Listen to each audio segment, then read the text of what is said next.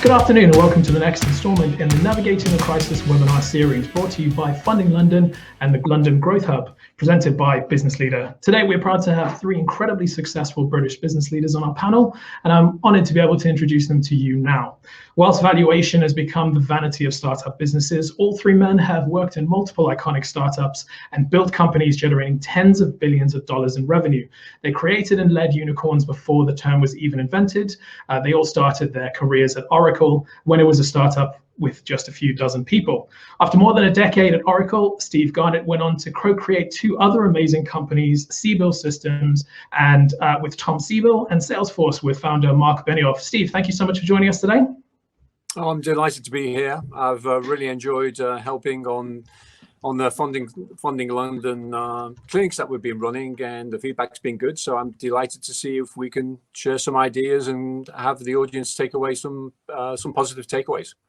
Fantastic, thank you so much. And next we're going to bring in Mr. Stephen Kelly. After Stephen left Oracle, he led three successful turnarounds to growth as a hands-on CEO, growing market value by approximately $10 billion, most recently at Sage.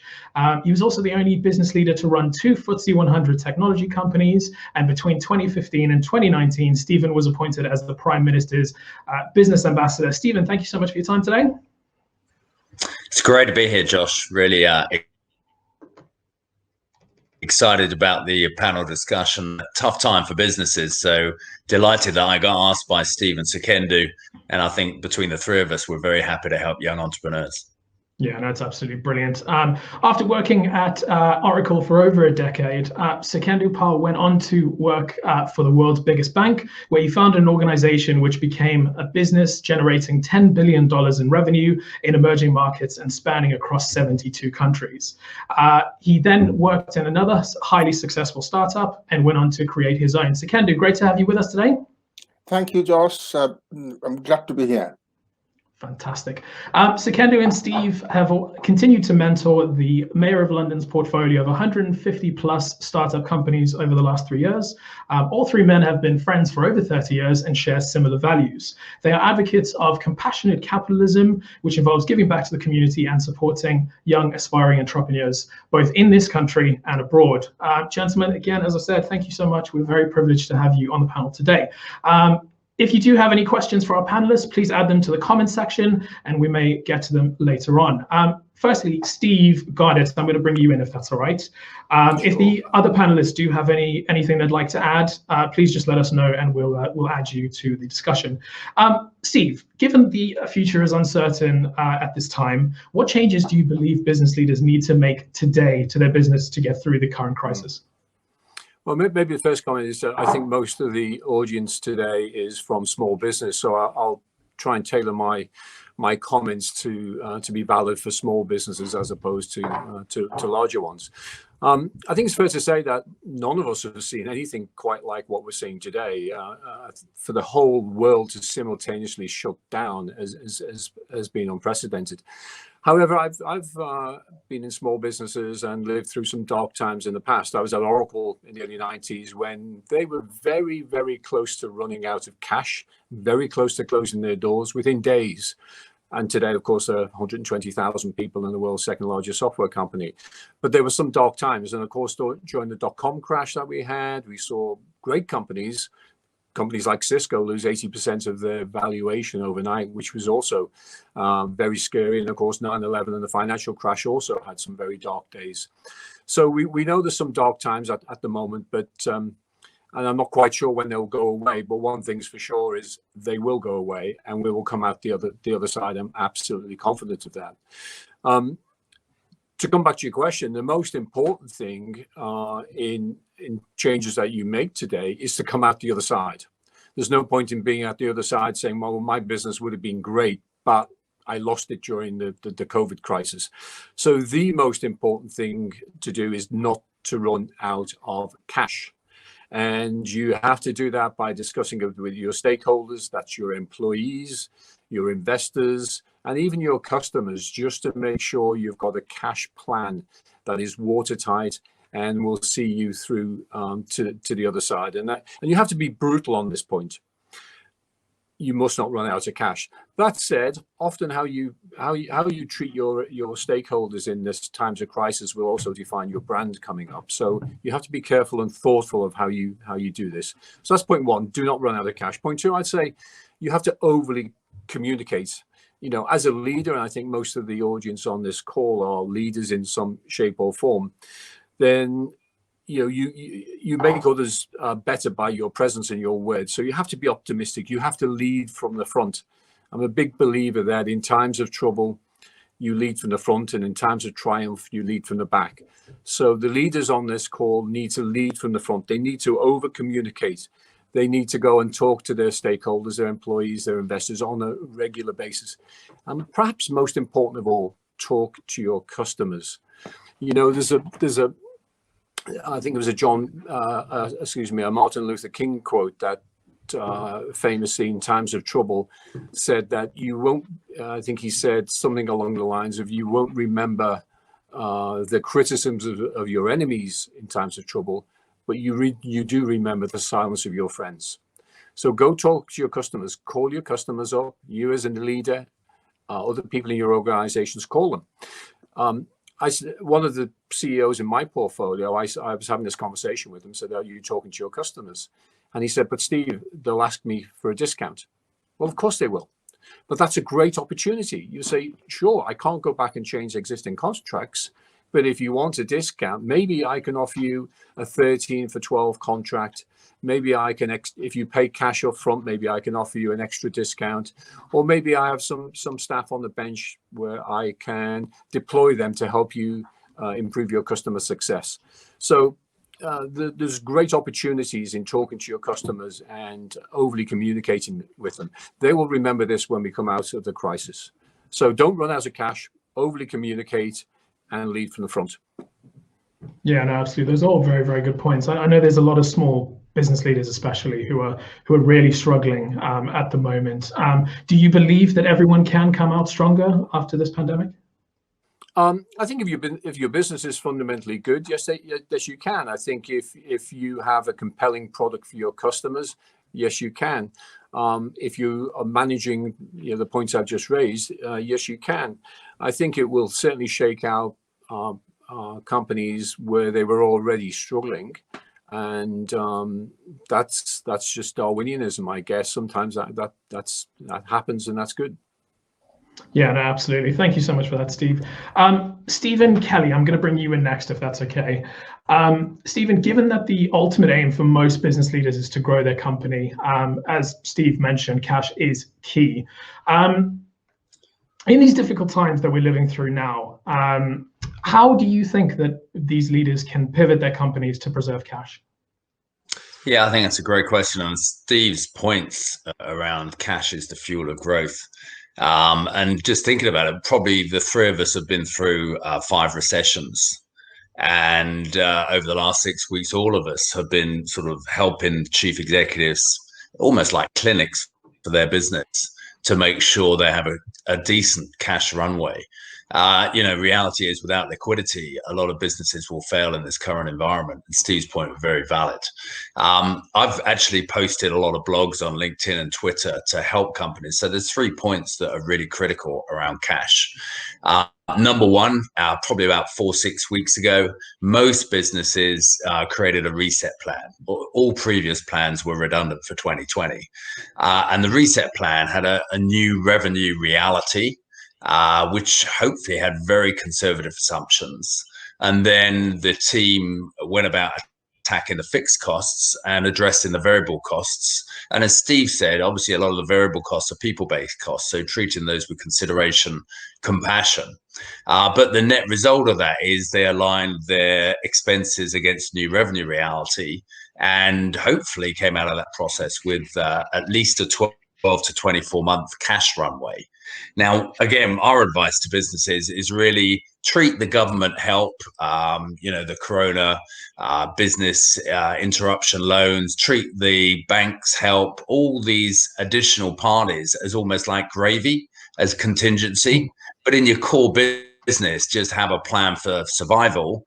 And that's all about cash and having a significant war chest to get through the corona crisis and the recession that will follow, and reset. And effectively, I think, it's have a plan for survive and then thrive. The second point is, in terms of, and it's an interesting in philosophy, you'll see this happening across business at the moment. In terms of expansion, the chief marketing officer and the chief sales officer command the audience in both the boardroom and the executive meetings. In times of recession, it pivots dramatically, and the chief financial officer is in the spotlight. So really what you need to do is support your CFO and make sure that he or she just goes back to basics, your basic kind of around controller function, dealing with receivables, aged debtors, and ensuring that you have not only the cash runway in the plan, but the reality of running the business day to day. And then the third point really is, as chief executives, many people who haven't seen the impact of a recession before, been CEOs less than a decade, probably will need to develop different skill sets. And almost sounds perverse to say, but like a schizophrenia, when you're expanding, it's growth, investment, hiring, you need to pivot now to almost forensically manage and inspect the business by every product line, every geography, and almost back to unit economics. So not only do you support your CFO, but it's a great time to stop marginal projects or pet projects and really get more wood behind fewer arrows to emerge from the crisis, as Steve said, stronger, fitter, leaner, and potentially more successful. And then that's a great platform for growth. Yeah, no, absolutely. Another common question that we're getting by many business leaders, especially during this pandemic, is regarding slippage in their sales pipeline. Could you explain what options these businesses have to reduce pipeline slippage and avoid any potential cancellations? Yeah, I think there's really two parts to that question, and a philosophy of life is really control what you can, and worry less about what you can't. But this is an area where chief executives can get very creative, and executives can get creative to make sure that they do everything possible to reduce both slippage on the pipeline and cancellations. Now, obviously, what you want with your customers is a very strong dependency, and ideally that you are indispensable to their business. So let's take it in two parts. One is, what can you do around pipeline with prospective customers? And what I'd do there would be just really rigorous sales disciplines, as Steve said, reaching out to prospects, checking in with them at the most senior level to find out the reality of how this whole crisis has impacted their business. And I think a great word at the moment is empathy, to really put yourselves in the shoes of those prospective customers and understand how you kind of put the flag on the mountain together in a very different environment. And that might include some slippage. At least you'll be informed and make sure that you're on top of the situation. Also, what I'd say is come back to the reset plan you put. A number of companies, actually, Steve and I have co-invested in, have made an assumption that they'll sign no new business for the next 6 months. So it's a pretty brutal and conservative option, but it, again, allows them to have that pot of cash to really a significant storm ahead. And I think that's quite pragmatic and sensible. Then I think there's lots of things in the spirit of, again, what Steve said around existing customers. So how do you stop cancellations? And we believe that customers in these situations is your best friend. An example of that actually is a company we're involved in. I'm on the board. Kimball, Steve and I, co-investors there, have done exactly what Steve said. They've reached out to customers. A lot of those customers are long-term customers, and they're kicking a program in, moving from a 1-year subscription relationship to a 3-year or 2-year relationship. So I think there's lots of ideas that you can bring together. And what I would commend to you, if you're a chief executive listening to this, is almost put a little cross-functional team together involving your customer success team, your sales, your marketing, your product management, and your finance team, definitely your finance team. Now, if you're a very small company, it could be 2 or 3 people that represent those functions.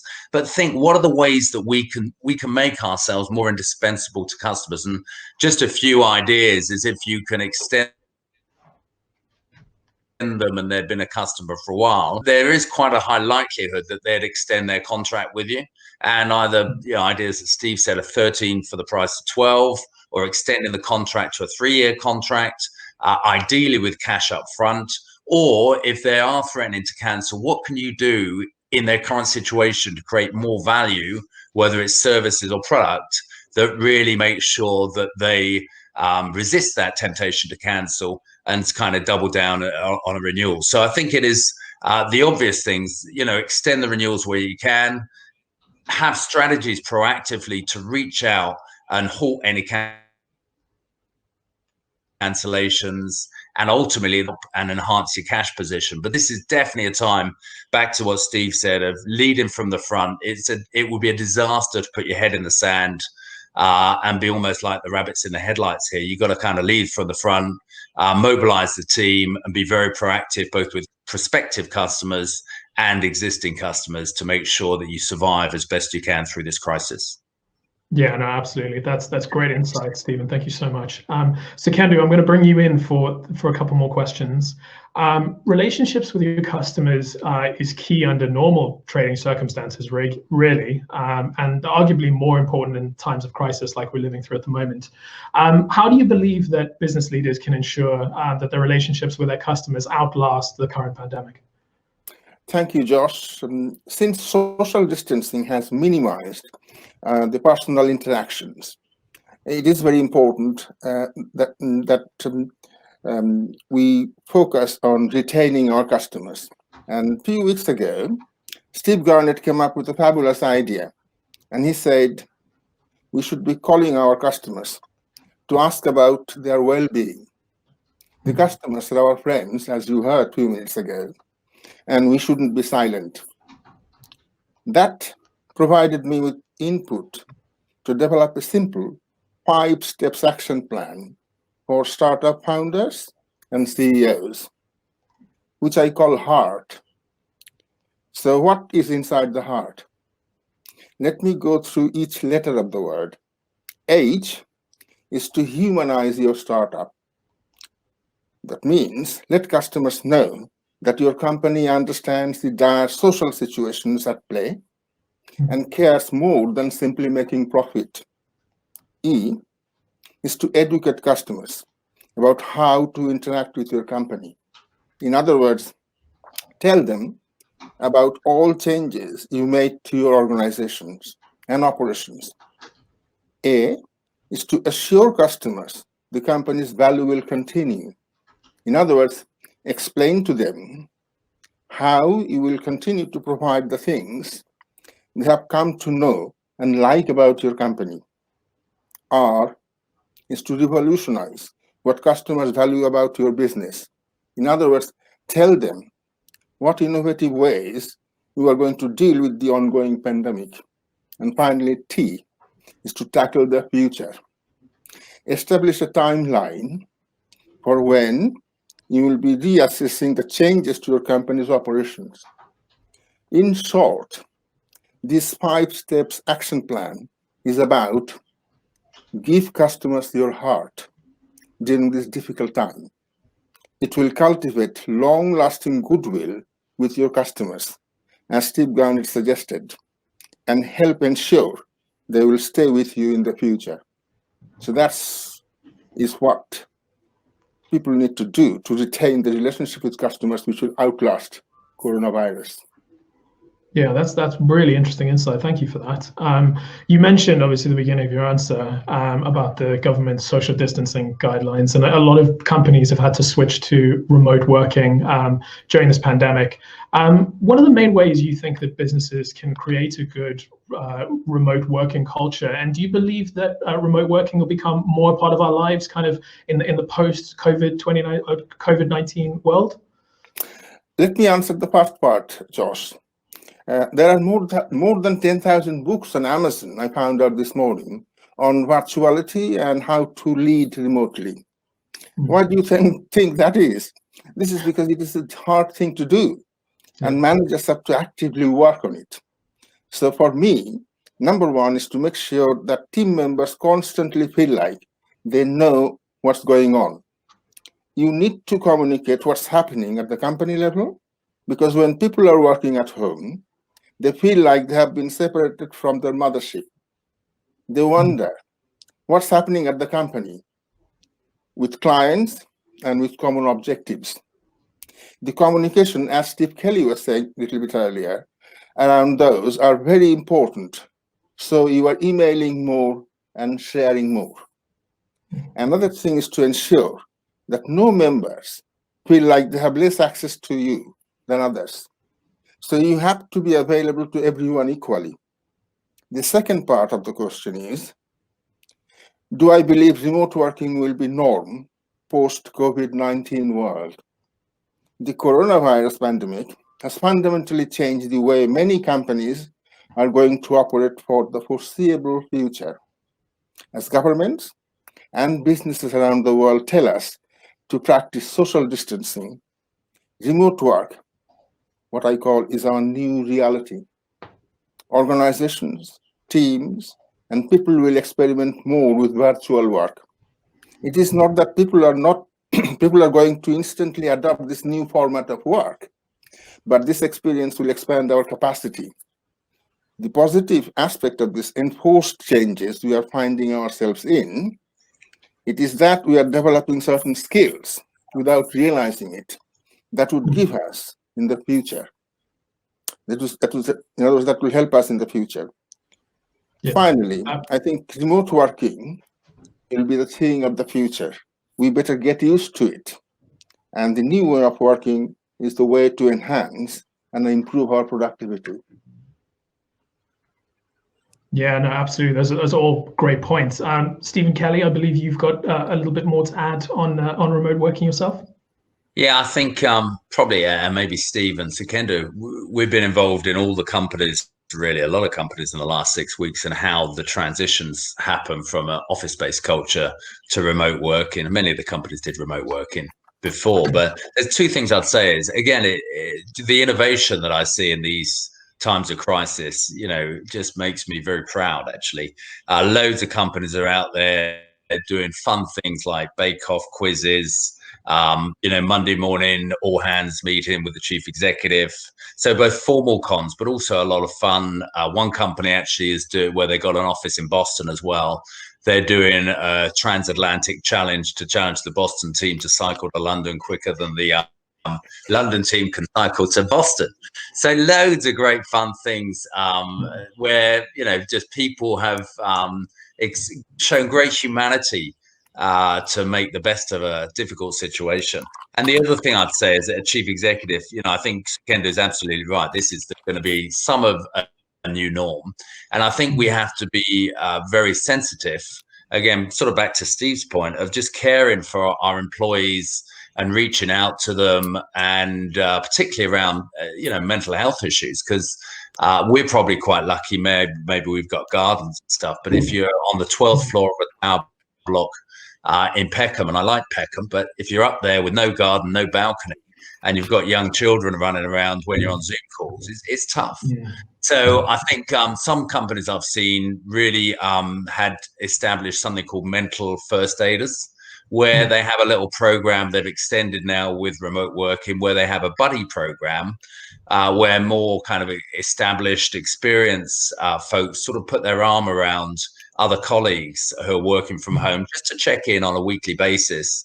And then they've sort of got escalation process with professionals if required. But I think, this situation where we're seeing great innovation, great leadership, is from the chief executives and the teams that are really stepping up and reaching out to people and making sure that they're shoulder to shoulder with them in very different circumstances. Yeah, no, absolutely. Again, great points. Thank you so much for having us and then kind of sharing that with us. I'm now going to bring everyone onto screen. We're just going to throw it to the viewers. We've had a few questions trickling in. What I will do is, Steve Garner, the first one will be for yourself. Let me just find it. Do small companies and startups need better rescue deals from the government? Well, actually, before I answer that question, just if I can just chime in on the previous conversation. You know, we get asked a lot about what is going to change post COVID-19. What I don't get asked too much about, which I'm surprised, is what is not going to change. And several things are not going to change. You know, customer success around your product is not going to change. Customers will once they're back buying again, will want success around that. And if they're not getting it, they'll look for competitors. The product, and I say this a lot, and Sikhendu and I, when we've done our clinics, I see this a lot. You know, how can you make your product compelling and not just nice to have? Make it compelling. And you know, most CEOs often complain to me, and leaders complain to me, that they're so busy that they don't get time to plan and to think about these things. Every cloud has a silver lining. People have got a little bit more time on their hands at the moment, so that's the silver lining. So use that time to start to think about, how do I make my product or my service that's just nice to have, how do I make it compelling where the customer really, really has to have it? Secondly, how do I make sure that the processes and when I sell my product, that the customer loves it and they're successful with it? Spend time looking at the things that irritate them. Use this time carefully. And finally, use this time to plan better. I see financial plans where people are just stripping out revenue and trying to balance costs. And of course, that's good, and you need to do that. But plan around, what does success look like in 18 months' time when we come out of this, or 12 months' time after post-COVID, 12 months on. What is success going to look like for your business? Start to plan around that. What do I have to do to get there? In terms of the government rescue plan, of course, they can always do more. I think Stephen touched on this earlier on. I think personally, I would look after your own business as much as you can.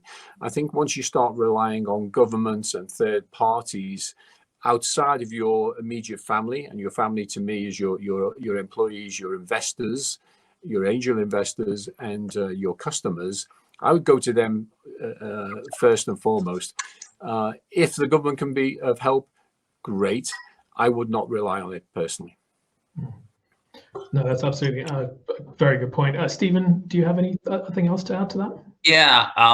And what I would say, I think Steve's spot on. But one role I took on under the coalition government was active as chief operating officer. So I was at the heart of government. So I got a fantastic insight into how government works. What I could say is I commend the government, Rishi Sunak, on the speed of the response in the crisis.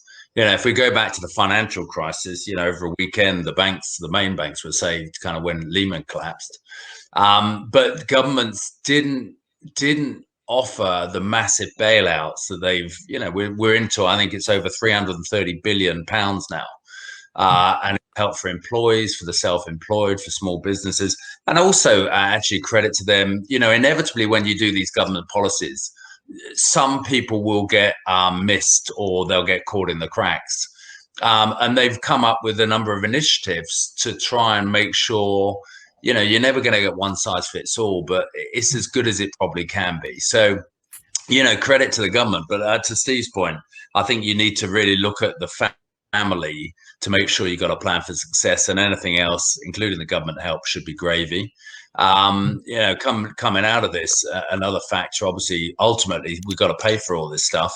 So taxpayers, all of us here, will have to look long into the future to make sure that we do kind of pay for the current crisis. But also, I think because of the right focus on the key workers and the heroes, I think we're going to be living in a country, certainly for the next decade or so, that really values public services and collaborates very effectively in terms of public and private investment, which could be quite interesting. A bit off as a digression, but I think this crisis, as Steve alluded to, could have a number of silver linings and also creates a platform for a very different discussion about business and compassionate capitalism, which we all passionately believe in. Absolutely, yeah. Sikandar, would you echo those sentiments? I totally agree with what Stephen was saying. That's the only way we can move forward on the topic we are talking about. Yeah, no, absolutely. I'm just going to carry on looking to see if we've got any more.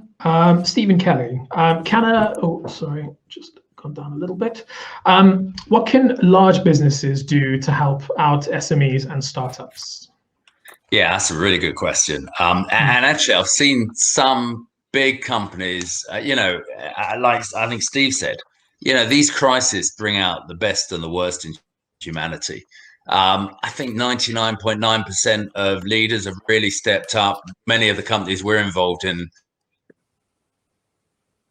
executive pay cuts for 90 days, all these sort of things. You've seen very public announcements. Actually, the Dunelm chief executive took 100% pay cut. So you've seen people do the right thing, but they've also mobilized programs for small businesses. The most recent one was one of the big retailers where they actually put programs in place to help their small businesses with finance and pay them really promptly. The obvious thing, it comes back to is big businesses. This is a time when they actually need to do the right thing in terms of their payment policies. So, 30 days payment on a correct invoice should be a given. And it shouldn't be the case that small businesses have got to escalate it and raise the sort of fire around, can you pay my bills? So that's a given. I've seen other things, actually in the US, MetLife and Ernst Young, where they've set up initiatives to provide small businesses advice on how to weather the storm, how to get credit, how to get liquidity. So I think there's a whole range of initiatives taking place. But ultimately, if you're dealing with big businesses as your customers, I think it is right and proper that they, act really with the highest level of integrity, especially around payment and prompt payment, to make sure that you have the fuel of cash in your business. And if there's other things, and I've spoken to a few big businesses in the UK where they're looking at programs and initiatives to encourage both in their community and small businesses to get through this, and also as part of that to deal with them in their supply chain, but also make sure they pay them promptly. Yeah, no, absolutely. Sikandar, would you have anything to add to that? No, I think Stephen just said exactly what I had in mind, which is large companies, they should first, what they could do is to pay the small companies as promptly as they possibly can, because this is vital for the small and companies and startup to survive. And that's the minimum they could do. Yeah, no, absolutely. Steve Garner, would you echo those? Yeah, I'd echo what Stephen and Sikandar said. Payment is key. I think the other obvious thing I often come across with small companies dealing with big companies is how they incentivize their procurement department. They often have incentive programs for their procurement department to beat the small. Obviously, they've got to get the best deal for their shareholders and their stakeholders, but not at the detriment of some of their suppliers. And so some of the incentive schemes I see large companies doing for their procurement departments are particularly onerous on smaller businesses, and they could look at that to come back to your specific question. Yeah, no, absolutely. We'll go to another one. So, Sikandar, I'm gonna target this one at yourself. What do you think good leadership looks like in a pandemic like this? Oh, that's difficult. First of all, leadership, comes in all shape and form. So it's not so easy. But because you asked me a difficult question, I will be very simple. Good leadership in pandemic, they act with urgency, they communicate with transparency, they create certainty when uncertainty is all over the place. They don't politicize science to turn further to take political advantage. In other words, they try and cover up, they don't try to cover up their backs, respond productively where they make mistakes, and engage in constant and meaningful updating with their stakeholders. That means with their customers, with their employees or people, with the people, with their investors, including VCs and angel investors. So they act with humility and openness. That's what good leadership in pandemic looks like. Yeah, no, absolutely. Steve Garnett, would you say the same? Yeah, I would, but I'd add a couple of extra points. You know, being a good leader doesn't mean that you have to know all the answers. I think this is a myth. You know, you should get your team around you and say, look, I don't know the answer to this. Let's work on it together. By all means, steer them to steer the group to where you think is which is right for the business.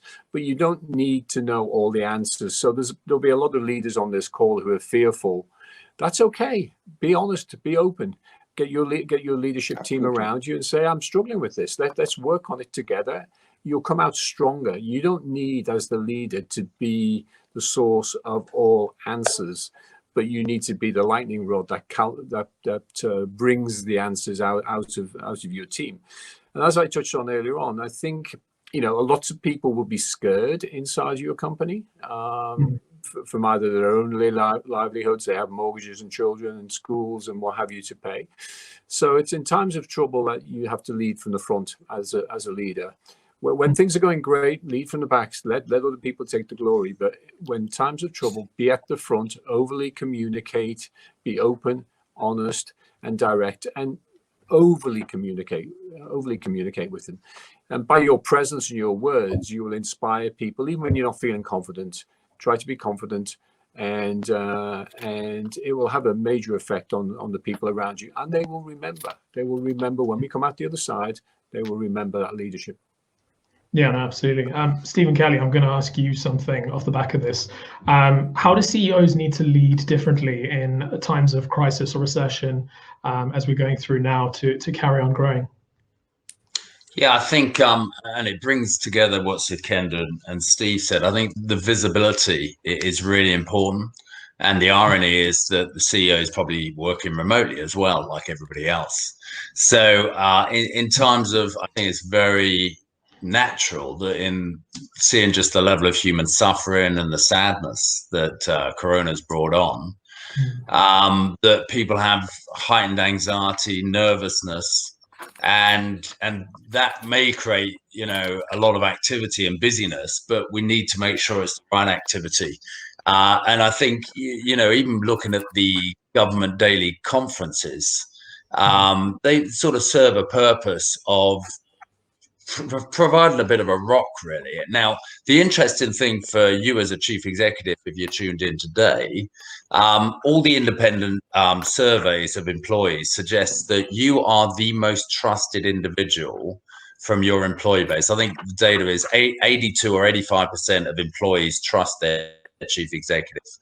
And in a time of crisis, when they have heightened anxiety, it's even more important for you to be there, be visible, and, you know, whether it's daily or certainly weekly or bi-weekly, you know, you should have chat, Zoom with the CEO and Q&A and all hands meetings where you have some prepared comments about the progress over the week, the programs you have kicked in terms of the reset plan, the update around the customers, to connect everybody in the company around what Steve said, the basics that will always be here around customer obsession, doing the right thing for customers, and really provide those bedrocks for employees to make sure that they judiciously spend their time on things that will make a difference to either colleagues or to customers. So I think that's really key. And I think your visibility, both to customers, colleagues, and all the stakeholders, is really important. Actually, both Steve and I have received great updates from our portfolio chief executives with an update for investors about what actions have been taken. And I think the other factor is, you know, naturally, you've probably been going gangbusters for growth. So you spent a disproportionate time in the past with the head of sales and your chief marketing officer. Now, yeah, you need to also spend time and invest time and help your chief financial officer to be the best that they can be in this crisis, and not someone who's just making sort of draconian statements to take cost out, but that has to have context on what's the impact on customers, what's the impact on culture and morale. So you make wise decisions, hopefully behind you now, but to make sure that you are putting more wood behind fewer arrows and more bets on things that are really going to deliver revenue sustainability, revenue growth for the future, and emerge stronger from this crisis. So I do think it's I commend what Sukhendu said and Steve said. It's a real pivotal time where you as a chief executive probably need to be a lot more detailed. Look at the dashboards. If you haven't got dashboards now, get dashboards that you're weekly looking at aged receivables, you're looking at cash collections, you're looking at the good old fashioned basics of running a business, almost like a cash accounting basis. And it's a good time to do that. And actually, even coming out of this, when you're back into a growth mode, whether that's a year or 18 months time, those good disciplines are still good foundations and bedrocks for your business to do the best it can do. Yeah, definitely. Absolutely. Steve, I'm going to target this next one at yourself, if you don't mind. Do you think the dynamic between founders and investors will change in the post-COVID-19 world? Between the founder and the investor? No, I don't think it will, actually. I don't see why it should. At the end of the day, as I mentioned previously, we will come out of this. I know it's dark days at the moment, and some of the people on the call may be thinking, this is going to last such a long time, and who knows how it's going to end up. And they'll have their doubts, of course. That's what all crises create. They create doubts. And as I said with the opening question you asked me about some of the crises I've lived through before, whether it was Oracle nearly going bust, or the dot-com crash, or 9/11, or the financial crisis. In the midst of that, they look some really dark days, and you couldn't really see your way out of it. But when we get to the other side, and we will get there, the fundamentals of business will return. And I think the investors will again look for companies that have compelling products, that have a great customer success, whereby there's very little churn, and that companies are gaining market share and growing. So I don't think those fundamentals will change. I think if the angle on the question is at the moment that the person who's asking the question is potentially running out of money and worried that they might be losing their investors' money, then I go back to what I said earlier on. Share the problems with your investors, share the problems with your staff. Sit down with your investors and say, look, this is what I'm doing. This is my plan pre-COVID. During COVID, this is when I think I'm going to come out of where we think we're going to come out. And maybe you need some extra cash. I don't know. But be open, be honest. Don't be afraid to have that conversation and hope that it will go away, because it won't. Yeah, no, absolutely. Sukhendu, would you agree with Steve's point? Yes, I agree. What Steve has said, the fundamental interactions between founders and investors. And here, I will qualify saying, good founders and ambitious founders and solid investors will remain broadly what Steve articulated. But having said that, in the last 3-4 years, we have seen people came into investment. They are basically amateur investors. They are basically gambling. So they will have different view. And equally, there are a lot of people who came and founded companies just to take a chance. They are not going to survive.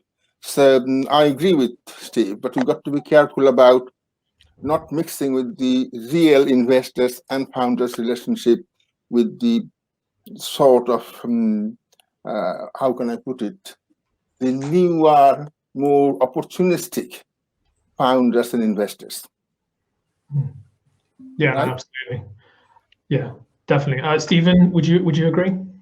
Yeah, I think a sort of subtle difference. I'd see, what you want is a great founder to transition to become a great chief executive. We're very lucky. We all worked back at Oracle. We saw Larry Ellison, and it's remarkable to me how he's reinvented himself and hired some of the best people and created almost like a teaching hospital for the industry, where just outstanding leaders learned how to build and scale companies. And I think actually another example very close to Steve, where he was leading the business for Mark Benioff outside the US, another incredible founder who became a great chief executive. So I think where we see a challenge, I think founders should be over communicating to their investors, but it's a real moment in time for a founder to ask yourself, can I now be the great chief executive? Can I almost like be the chief executive that's hired today and lead this company forward? And it does require a slightly different mindset. So you might, as a founder, have some pet projects. Really, is the value of those pet projects sensible in this current environment? Should you actually stop them and actually double down on what's working in your business? You still want to keep the innovation. So you still want to have a culture where you innovate and fail fast, but it can't be chaos. It needs to be much more structured and regimented in this environment. So, I'd call on you, if you're a passionate founder, just for a second to be slightly more dispassionate and say, if I was hired as the chief executive day one, what changes would I make to the business that drive more value for customers, drive more value for employees, increase the engagement with employees, drive the innovation, and ultimately build a plan to become the market leader of the space that my product or services occupy. So I think it is a time where those founders will transition and in a space of a rapid time become great chief executives, which bodes well for the future. Yeah, absolutely. Stephen, I'm going to stick with you for one final question. What was the best advice that you ever received? Actually, someone gave me the advice was when I'd been in a role for a while, is almost special. You can do this when you've been on holiday. Come back, you've got loads of good ideas, but almost think that's your day one. This kind of day one mentality where you come into a business with a characterization of this is almost zero-based thinking. Like, if I came into this business today, what shape would this business be to really maximize its value to customers, become indispensable for customers, ultimately become a market leader? And what do I need to change from where we are now to do that? And I think that was good. And then actually the best piece of advice on a personal level is, this is way, way back, is just develop that magical word called empathy. Just put yourself in the other party's shoes, whether that's a customer, an executive, and just think about what are they seeking to do in this environment that's changed materially since the good days, kind of pre-corona, and how do I need to either change my offering or service or even behavior to make sure that there's a really good fit for the long term? Because I think great businesses have customers for life and a relationship with engagement of employees and colleagues, where you genuinely aspire to build a company that has a fantastic culture and allows people to develop and have a career for life as well. So, that was good advice. And then actually, I should do a public disclosure. I used to work for Steve Garnett, and he always gave me incredible advice, both personal and professional. That, generally, I know he mentors. I'm not going to blow smoke, but he mentors tons of executives, chief executives, and amazing women CEOs. So I think it gives a great sense of giving back. And I certainly became a better executive because I had the privilege of working closely with Steve and also Sukhendu and some great leaders at Oracle. It would be very fitting now to go to Steve. Steve, same question for yourself. What's the best advice that you ever received? I would say the best advice I ever got was from Mark Benioff, actually. I had the pleasure of working for him for 15 years and worked with him prior to that at Oracle. I remember when I was being interviewed by him, because our paths had crossed, but then we'd gone our different ways. I came back and I At the time, Salesforce was selling to small and very small business at the time. And so its sales channel was basically telesales. And so Mark was asking me to set up international operations, everything outside the US around telesales. I'd come from Oracle and from Siebel, where our sales were very much B2B and very much large enterprise sales.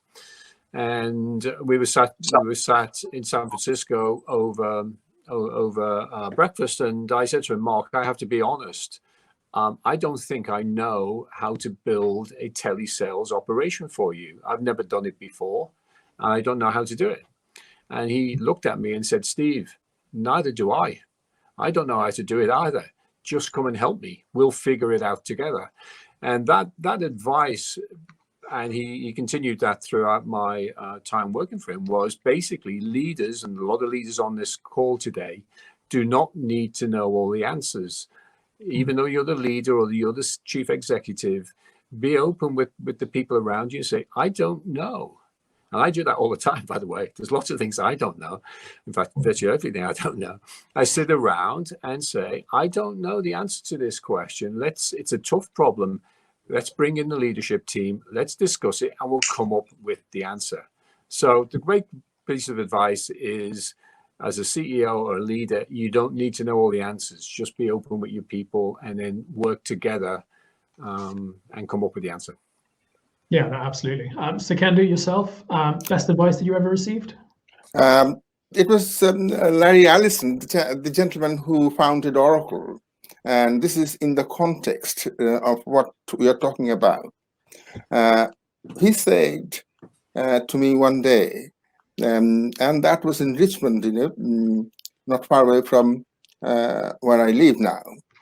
He said, keep delivering revenue and take care of your people and customers. The rest will look after itself. Now, I look back and I think it was true then, and it is equally true now. So when I encounter the valuations and the vanity of valuations and the rest, it reminds me how revenue brings reality. So I will say that's the best advice I received, is that keep delivering revenue and take care of your people and customers, and the rest will look after itself. Absolutely. Gents, I'm very wary that we're starting to run out of time. We've had some more incredible questions come through, but unfortunately we do have to wrap it up now. Sikandar, my final question for you today, could you let viewers know how they could follow your work and get in touch with you? Right. It's fairly easy to follow my work, as I'm often at the heart of London startup community. Myself, along with a handful of my friends such as Steve Garnett, Stephen Kelly, we run business clinics for London-based startups, organized by Funding London throughout the year. Currently, we're also running weekly clinic for London-based startups to help plan their recoveries. It is very much like A&E department of Funding London's portfolio companies.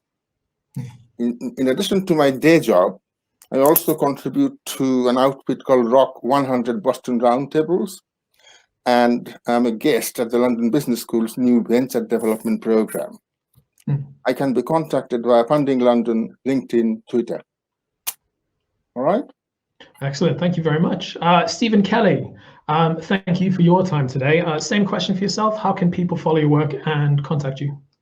Yeah, and I tend to write quite a lot and blog around the topics we've really been talking about today and post videos. So very easy to do that.